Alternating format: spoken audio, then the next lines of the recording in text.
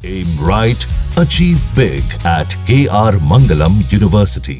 पटना के करोड़पति कारोबारी गोपाल खेमका के मर्डर की मिस्ट्री पुलिस ने डिकोड कर ली है। मर्डर की सुपारी पटना के ही बिल्डर अशोक ने दी और शूटर उमेश को दिल्ली से बाकायदा इस काम के लिए हायर किया गया। पटना पुलिस ने शूटर और मास्टरमाइंड दोनों को जेल भेज दिया है और अब पुलिस इन दोनों आरोपियों को रिमांड पर लेकर पूछताछ की तैयारी कर रही है। इस केस में जो सबसे बड़ा खुलासा आज हुआ वो ये कि गोपाल खेमका और अशोक के बीच कारोबार को लेकर विवाद लंबे समय से चल रहा था, जिसके ऑडियो सबूत भी पटना पुलिस के पास मौजूद हैं। लेकिन पटना पुलिस की जांच अभी खत्म नहीं हुई है, क्योंकि इस मर्डर मिस्ट्री में और भी कई किरदार सामने आ सकते हैं, ऐसी आशंका है। पटना पुलिस को अब तक की जांच में क्या कुछ पता चला है और खेमका हत्याकांड में कितने किरदार अभी तक सामने आ चुके हैं, देखिए डिटेल इस रिपोर्ट में। बिल्डर अशोक शाह, शूटर उमेश यादव और आर्म्स सप्लायर विकास उर्फ राजा बिहार के करोड़पति बिजनेसमैन गोपाल खेमका के मर्डर मिस्ट्री के प्रमुख किरदार हैं। पटना पुलिस ने इन किरदारों में दो किरदार बिल्डर अशोक शाह और शूटर को गिरफ्तार कर लिया है और आर्म्स सप्लायर विकास उर्फ राजा का पुलिस मुठभेड़ में एनकाउंटर हो गया है।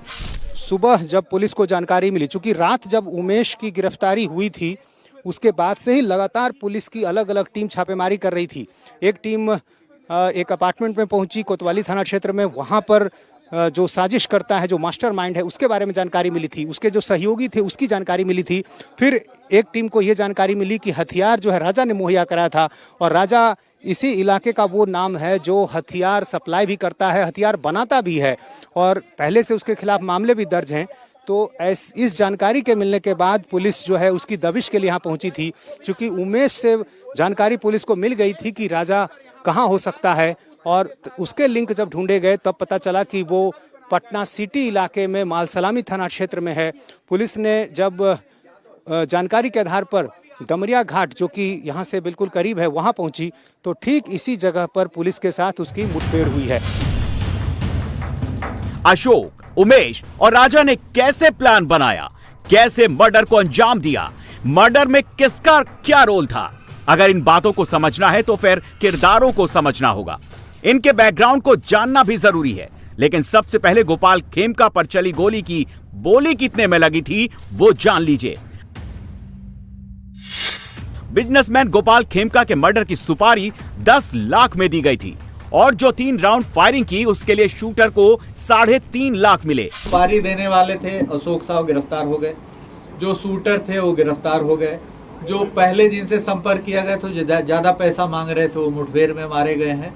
इसके बाद जो आपने देखा कि भारी मात्रा में मतलब जमीन के कागजात अशोक साहब के घर से बरामद हुए हैं, उसकी स्क्रूटनी की जाएगी और उसको उन जो जमीन के लैंड के जो, जैसे आपने अभी जो मोबाइल में सुना कि जमीन विवाद डीड वगैरह की बात चल रही है और ये जो ऑडियो अशोक साहब में मिला उसमें मृतक जो गोपाल खेमका जी उनका भी संदर्भ कई जगह आया है। तो इन सभी बिंदुओं पर 1-2 मिनट में अनुसंधान नहीं संभव हो सकता है, इस पर काफी गहन अनुसंधान होगा और जो इनके पास से जो मोबाइल मिला है और जो भी सूचनाएं मिली है वो काफी विस्तार व्यापक अनुसंधान की इस पर आवश्यकता है। तो इमीडिएटली अभी ये नहीं कहा जा सकता है कि इसमें और कितने एक्यूज आएंगे, क्या आएंगे, लेकिन इतना तय है कि जिसने सुपारी दिया और जिसने शूट किया ये दोनों लोग हमारी गिरफ्त में हैं।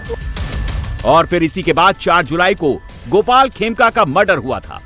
बिहार के करोड़पति बिजनेसमैन और वीवीआईपी कारोबारी गोपाल खेमका को उनके घर के बाहर ही गोलियों से भून दिया गया था। गोपाल खेमका को गोली ठीक उनके घर के गेट के बाहर मारी गई थी और इस खेमका हत्याकांड ने पूरे बिहार में खलबली मचा दी। बिहार का हर करोड़पति और हर बड़ा बिजनेसमैन डर और दहशत में था।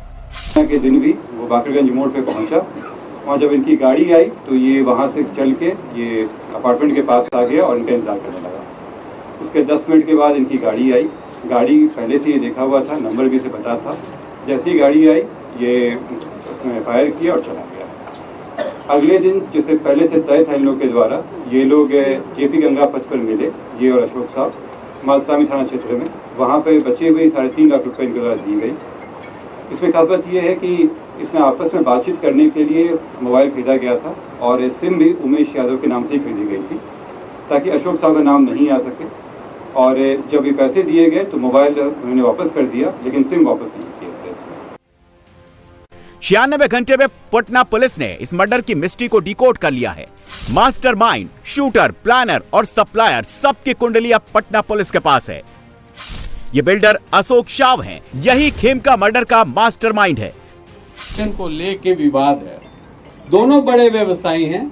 अशोक साहू जी को पहले भी क्वेश्चनिंग हुई है, कमालिया हत्याकांड में भी पुलिस इनको पूछताछ किया। संतोष टेबरीवाल वाले में भी इनसे संतोष टेबरीवाल वाला भी मर्डर केस में इनकी नाम उछली थी। बिहार शरीफ में भी केस में ये जेल गए थे। अशोक साहू बिहार शरीफ के केस में इनके भाई का 2 हथियार अभी जब्त है वहाँ पे, और ये जेल भी गए थे बिहार शरीफ में कोल्ड स्टोरेज के विवाद को लेकर के 2006 में। तो ये ऐसा माने ये इनका भी आपराधिक इतिहास है अशोक साहू जी का। गोपाल खेमका का मर्डर पटना पुलिस के लिए सबसे बड़ा चैलेंज था। गोपाल खेमका की गिनती बिहार के टॉप 10 कारोबारियों में होती थी। खेमका परिवार के पास करोड़ों की संपत्ति और कारोबार है। पटना में अस्पताल और दवा फैक्ट्री के साथ साथ हाजीपुर में गत्ते की फैक्ट्री भी है। खेमका परिवार के पास पेट्रोल पंप भी है। इंडस्ट्रियल एरिया में कई ऐसे इमारतें हैं जिसे उन्होंने बड़ी बड़ी कंपनियों को किराए पर दे रखा है। अभी तक जो सामने आ रहा है उसमें कि जो दोनों गोपाल खेमका जी और अशोक साव जो हैं ये बड़े व्यवसायी हैं और ज़मीन का और फाइनेंशियल ट्रांजैक्शंस काफ़ी सारी इनके बीच में हो सकती हैं या कहीं कॉमन इंटरेस्ट हो।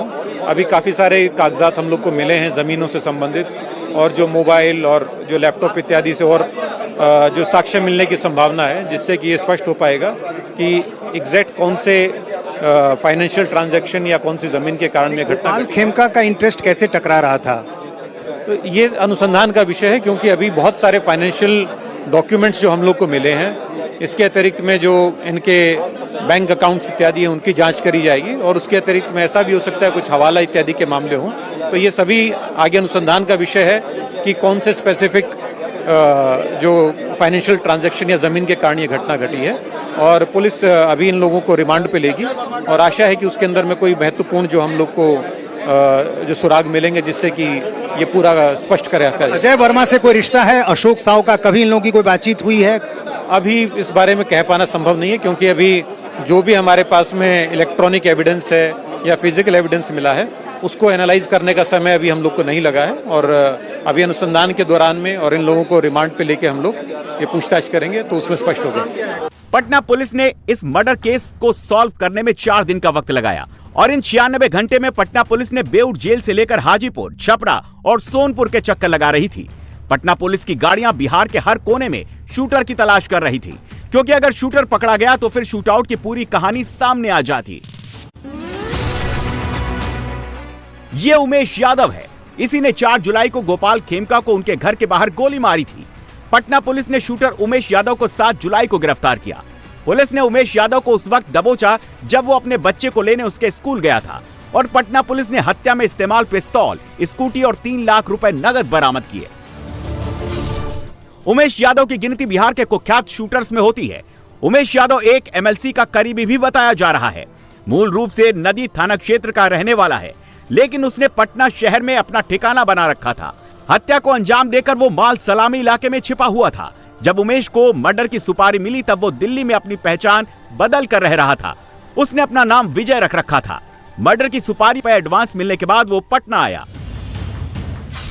और अब पटना पुलिस ने उमेश यादव को पकड़ा तो उमेश यादव ने इस मर्डर के राज उगलने शुरू कर दिए। उमेश ने ही इस मर्डर की पूरी कहानी पटना पुलिस के सामने खोल कर रख दी, और जब मर्डर की कहानी खुली तो पुलिस भी हैरान रह गई।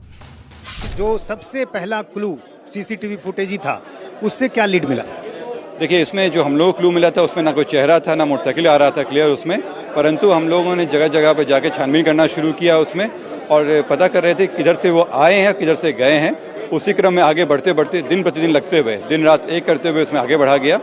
साथ में लोकल सूचनाएं भी संकलन करते हुए कि कौन व्यक्ति हो सकते हैं, जो शरीर की बनावट थी उस तरह के व्यक्ति कौन हो सकते हैं, यह करते हुए हम लोग जीरो इन किए, और करते करते हम लोगों को मोटरसाइकिल पहले मिला, और मोटरसाइकिल में जहाँ पे था वहाँ पे जब सर्च किया गया तो व्यक्ति बरामद हुए। उसके बाद जब उमेश के पास आप पहुंचे, उमेश से पूछताछ हुई, उमेश ने क्या जानकारी? पहले तो उमेश ने बहुत सारी अलग बातें की, जब वैज्ञानिक चीज़ों के साथ उनका सामना कराया गया एविडेंस के साथ, तो वो टूट गए और उन्होंने पूरी बातें बता दी उसमें। और फिर वो बताया कि कैसे कैसे घटना किए थे, हथियार कहाँ छिपा के रखे हैं, पैसे की डीलिंग कैसे हुई थी और पैसे कहाँ छिपा के रखे हैं। उन्हीं की निशानदेही पर पैसा भी, हथियार भी रिकवर किया गया। अशोक साव को भी आप लोगों ने पकड़ा था उदयगिरी अपार्टमेंट से। जब वहाँ पुलिस पहुंची थी तो क्या उस समय का दृश्य था, क्या मिला वहाँ से? अशोक साहब काफ़ी कॉन्फिडेंट थे कि उनकी बात सामने नहीं आएगी और उनका नाम नहीं आएगा, परंतु जब पुलिस वहाँ पहुंची तो वो भौचक्के रह गए उसमें। और इसी में उनके घर से जब हुआ तो सारी चीज़ें रिकवर हुई। एक आखिरी सवाल, जेल में जो अजय वर्मा है उनका अशोक से कोई कनेक्शन या इस पूरे मामले में कोई कनेक्शन सामने आया? इसमें कई तथ्य आए हम लोग को और कई लोगों को हम लोग नजर रख रहे हैं। इसमें काफ़ी पेचीदगियाँ भी हैं, पर हम लोग नजर रखे हुए हैं। जैसे ही कोई एविडेंस आता है हम लोग कार्रवाई करेंगे। ये पटना का उदयगिरी अपार्टमेंट है। गोपाल खेमका की हत्या का फरमान इसी अपार्टमेंट के फ्लैट नंबर 601 से जारी हुआ था। उदयगिरी अपार्टमेंट के फ्लैट नंबर 601 में अशोक शाव रहता था। गोपाल खेमका मर्डर का मास्टरमाइंड अशोक शाव है। यह पटना के उदयगिरी अपार्टमेंट के फ्लैट नंबर 601 में रहता था। अशोक शाव बिल्डर भी है और इसका सरिया का कारोबार है। अशोक शाव की गोपाल खेमका की अच्छी पहचान थी। पुलिस का दावा है कि गोपाल खेमका से बिजनेस की बात को लेकर विवाद चल रहा था और इसी रंजिश के कारण उसने खेमका के मर्डर की साजिश रची। इस पूरे मामले में शुरू से जो कड़ियां आप लोग को मिलती गई, तो जो सबसे पहली कड़ी मिली वो क्या थी? जी, इसमें शुरुआत जो है वो हमेशा क्राइम सीन से ही होती है। तो वही रात ही में जो वहीं पे हमारी जो टीम्स पूरी पहुंची, तो वहीं से घटना का अनुसंधान शुरू किया गया। वहां से फिर बैक ट्रैक करते गए हम लोग इसको टेक्निकल सभी तरह के माध्यमों से, ह्यूमन रिसोर्सेज जितने हमारे पास कल्टिवेट हो सकते थे सभी से पूछताछ करते हुए, बैक ट्रैक करते हुए, तब फिर हम लोग वहां क्लोज कर पाए कि ये अपराधी हो सकता है। उसको जब पूछताछ के लिए लाया गया तो फिर वो कंफर्म हो गया कि यही बंदा है। उसके द्वारा फिर कन्फेस किया गया, तो आगे हमें उसके यहाँ से जो है उसकी पिस्टल, उसके ये जो बुलेट्स, ये सब बरामद हुआ है। तो और जो मनी भी था इनफैक्ट वो भी वैसा ही बरामद हो गया, क्योंकि बहुत समय नहीं बीता था कि वो उसका कुछ कर पाता। तो इस तरह से सारी चीज़ें वहाँ से बरामद हुई और इसके द्वारा जो कन्फेशन किया गया पूरा कोरोबोरेट करते हुए फिर हम बैक ट्रैक कर पाए कि इसको किसने ये काम दिया था। मोटिव के बारे में बहुत चीज़ें अभी स्पष्ट नहीं हुई है, जैसा कि कहा गया प्रेस कॉन्फ्रेंस में कि अभी और इन्वेस्टिगेशन की जरूरत है।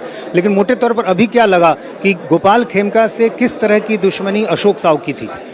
ये क्योंकि अभी 4 दिन ही बीता है तो और ये बहुत ही गहन अनुसंधान का विषय है कि इतने सारे बिजनेस ट्रांजैक्शंस, इतने सारे जो है ज़मीन के मैटर्स थे, तो उन सबको अनुसंधान अभी धीरे धीरे किया जाएगा। परंतु जैसा कि सर ने दिखाया सुनाया, उसमें प्रतीत होता है कि ये ज़मीन से रिलेटेड कुछ मैटर्स हो सकते हैं, फाइनेंशियल कुछ ट्रांजैक्शंस का इशू हो सकता है। इस वजह से जो है पूरा बैक ट्रैक करना जरूरी रहेगा। हैरानी की बात यह है कि गोपाल खेमका मर्डर को अंजाम देने के बाद शूटर उमेश यादव इसी फ्लैट पर आया था। मर्डर की जानकारी और कॉन्ट्रैक्ट की बाकी रकम को वसूल कर वो अंडरग्राउंड हो गया था। पटना के उदयगिरी अपार्टमेंट से पुलिस ने अशोक साव नाम के एक कारोबारी को गिरफ्तार किया है। अशोक इसी उदयगिरी अपार्टमेंट के फ्लैट नंबर 601 में रहता था। यहाँ पिछले करीब 3 साल से वो रेंट पर रह रहा था और इससे पहले इसी इलाके में एक दूसरे मकान में रह रहा था। पुलिस को ये जानकारी मिली कि अशोक ही गोपाल खेमका हत्याकांड का मास्टरमाइंड है। शूटर उमेश को जब पुलिस ने गिरफ्तार किया, उससे पुलिस को ये जानकारी मिली कि उमेश उदयगिरी अपार्टमेंट में हत्या के बाद भी पहुंचा था। अशोक साव इसी अपार्टमेंट के साउथ ब्लॉक में रहता है, फ्लैट नंबर 601 में, और वो अकेले रहता है, इसलिए फ्लैट के लोगों से बहुत करीबी उसके कोई रिश्ते नहीं है। लेकिन जो जानकारी मिली है कि वो पहले सरिया का कारोबार करता था, बाद में ज़मीन के कारोबार से भी जुड़ा। जब उमेश की गिरफ्तारी हुई उसके बाद पुलिस को ये जानकारी मिली कि उमेश यहाँ पर पहुँचा था, इसलिए पुलिस यहाँ पहुँची। 601 नंबर फ्लैट में जब पुलिस पहुँची, अशोक साव को गिरफ्तार किया। उस फ्लैट का एक कमरा बंद था, उसमें ताला लगा हुआ था। ताले की चाबी अशोक साव के पास नहीं थी और इसलिए ताला काटने की कोशिश की गई, हालांकि ताला खुला नहीं। फिलहाल अशोक साव की गिरफ्तारी के बाद पुलिस अब उसकी निशानदेही पर दूसरी जगहों पर छापेमारी कर रही है। लेकिन पटना पुलिस को बेउड जेल से कुछ अहम लीड मिली थी। पुलिस को छापेमारी में 3 मोबाइल, सिम कार्ड और संदिग्ध नंबरों की पर्ची बरामद हुई। इन्हीं नंबरों की जांच कर पुलिस शूटर उमेश यादव तक पहुंची और फिर उमेश यादव ने इस मर्डर के हर किरदार और उसका रोल रिवील कर दिया। भारी मात्रा में कागजात हैं, एक दो नहीं है बल्कि काफ़ी वो जब्त किए गए हैं। अब ये लिंक करना पड़ेगा, जो मृतक के पास जो सूचनाएं हैं उनके लैपटॉप में, उनके मोबाइल में, उनसे मैच कराया जाएगा। कुछ जो अशोक साव के मोबाइल हैं, उस मोबाइल में कन्वर्सेशंस आए हैं, जिससे ये पता चल रहा है कि जमीन का भयंकर विवाद है, जिसके कारण काफ़ी तल्खी चल रही है कई लोगों में। अब उन सभी चीज़ों पे अनुसंधान होगा, उनके आवाज़ मैच करा के दिखा जाएगा कि वो कौन सब कर रहे हैं। तो ये भूमि के जो भारी मात्रा में कागजात अशोक साव के घर से बरामद हुए।